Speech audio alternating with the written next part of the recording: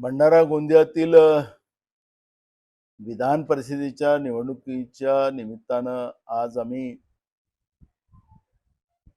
काँग्रेसच्याच सगळ्या जे सदस्य आहेत, जे वोटर्स आहेत, त्यांची मीटिंग घेतलेली होती आणि आम्ही या निवडणुकीमध्ये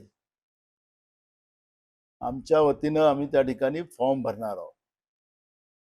निवडणुकीची पूर्ण तयारी आमच्या पद्धतीने आम्ही करतोय आणि ही निवडणूक आम्ही लोक जिंकणार अशा पद्धतीचं एक वातावरण या जिल्ह्यामध्ये आहे।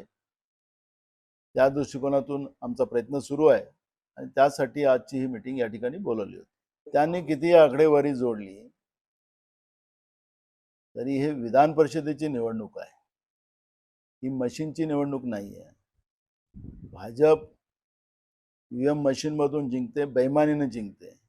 त्यामुळे भाजपने किती हे कारण बॅलेटचं मतदान आहे आणि बॅलेटचं मत हे आम्हीच लोक जिंकू। उमेदवार आमच्याकडे आता 4 जवळपास उमेदवार आहेत। त्याच्यामध्ये जिल्ह्यातलेही 2 उमेदवार आहेत, दोन्ही जिल्ह्यामध्ये, आणि त्यामुळे आमच्याजवळ सगळी आम्ही तयारीत आहोत। त्यामुळे या महायुतीचा कोण उमेदवार येतो त्याच्यावरून मग या 4 उमेदवारांमधून आम्ही सिलेक्शन करू। 2 भंडारा गोंदियातले आणि 2 बाहेरचे आहेत। तो चमत्कार पुन्हा होणार आहे, त्यामुळे ही निवडणूक आम्ही जिंकू।